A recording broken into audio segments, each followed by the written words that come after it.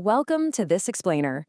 Today, we're jumping right into the fascinating mechanics of the human mind by exploring Lada Kaku's incredibly insightful story, Think to Win. We're going to unpack the journey of a young girl named Rucha to figure out exactly how we can rewire our own minds to crush those self-limiting beliefs that so often hold us back. I am super excited to guide you through this, so let's just dive right in.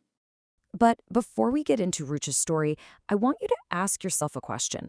Where do your true obstacles actually lie? Is it a genuine lack of skill, or is it that quiet, sneaking fear of failing before you've even started? Keep that in the back of your mind as we go through today's explainer, because the answer might actually surprise you. Section 1. The burden of self-doubt. Let's establish our psychological baseline by checking out Rucha's everyday experiences. Okay, so Rucha's behavior is basically a masterclass in self-sabotage. Take learning to ride a bike, for example. She's actually riding smoothly on her own, but the exact second she realizes her helper, Vishnu, has let go, she panics, wobbles, falls into a bush, and then immediately blames him, shouting, "I told you I would fall." Or look at her inter-house badminton match. She plays incredibly well against a really tough opponent and only loses by a couple of points. Yet her main takeaway? A defeated, "I can't seem to win," completely ignoring how well she actually played. And when she's asked to join the school's relay team, she agrees, but instantly predicts, "I will probably make everyone lose." You see what's happening here? Rucha is entirely capable, yet she consistently sabotages herself by just expecting to fail.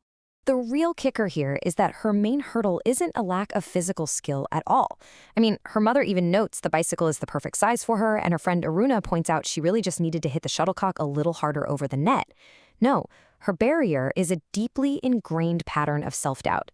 It's this internal expectation of failure that actively creates a self-fulfilling prophecy, and it completely masks what she's actually capable of doing.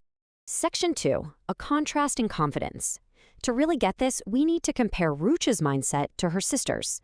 It's honestly like night and day, and it brilliantly shows how our internal frameworks dictate what we do. Rucha has been overprotected her whole life, which has made her super cautious, always expecting to fall. Contrast that with her younger sister, Seema. Despite being 3 years younger and a lot shorter, Seema boldly asks to ride that exact same tall bicycle. She's a total risk taker, eager to try even though there's an obvious physical mismatch. It's a stark contrast, right? It really highlights how our mindset, way more than our physical readiness, dictates our willingness to take action. Section 3. The coach's intervention. Everything changes when Prakash sir arrives. Now, the stakes get seriously high. The inter-school sports meet is coming up, and the girls' relay team realizes they are facing a massive threat.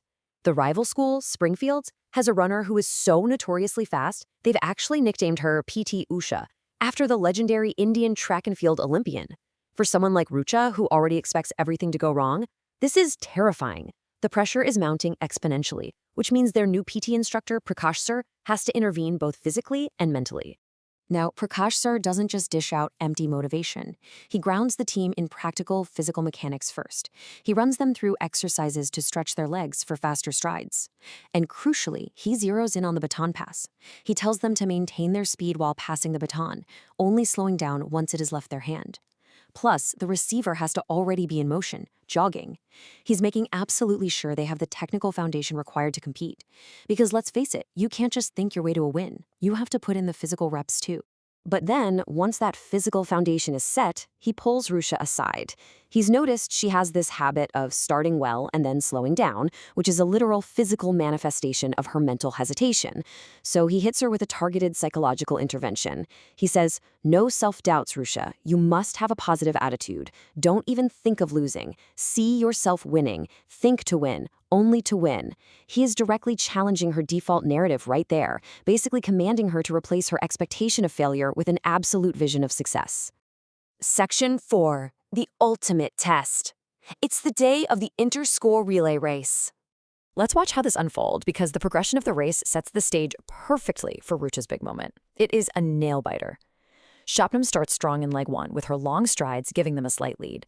But in leg 2, Neelam loses that edge, tying them up with teams A and D. Then, in leg 3, the tension breaks when Team D fumbles and drops their baton. Aruna runs for all she's worth, keeping them totally neck and neck with Team A. And then, the anchor leg. The race culminates in the exact scenario Rucha feared most, receiving the baton at the exact same moment as Springfield's formidable PT Usha. The very second that baton hits Rucha's hand, that familiar, paralyzing voice of hesitation flashes right through her mind. Can I do it? It's that old, deeply ingrained reflex of self-doubt, trying to pull the emergency brake on her potential, just when she needs it most. As she's running, hearing the frantic shouts of her schoolmates, she sees out of the corner of her eye that PT Usha is trying to overtake her. The thought hits her. She is gaining. Not again! Panic threatens to completely take over. This is the exact moment where the old Rucha would have wobbled, just like on that bicycle, and given up. But then, something incredible happens. Overriding the panic, Prakash Sir's exact words echo in her head, "Think to win." And it triggers a sudden, profound mental shift. She forcefully pushes the negative thoughts aside.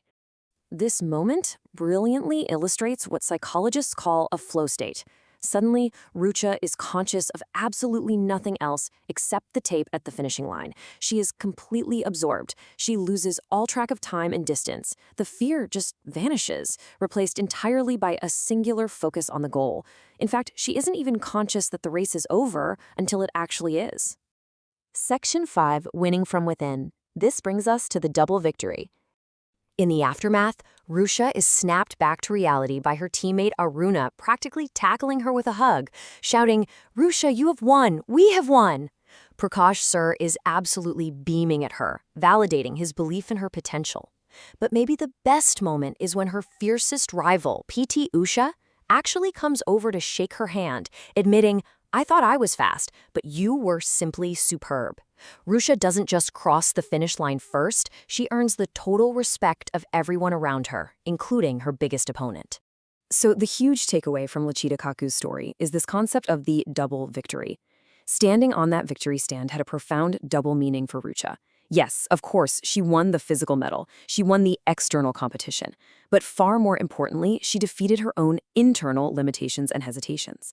She proved to herself that she wasn't destined to fall or fail. She could win whenever she actively chose to shift her mindset. As we wrap up this explainer, I want to leave you with this final provocative thought. If a 10-year-old girl can systematically rewire her mind to turn an absolute certainty of "I will fall" into "I can win whenever I choose," what internal narrative do you need to rewrite today? What self-limiting belief is currently holding you back from running your own best race? Take a page out of Rucha's book, banish the self-doubt, and remember to think to win. Thank you so much for joining me on this explainer, and I'll catch you on the next one.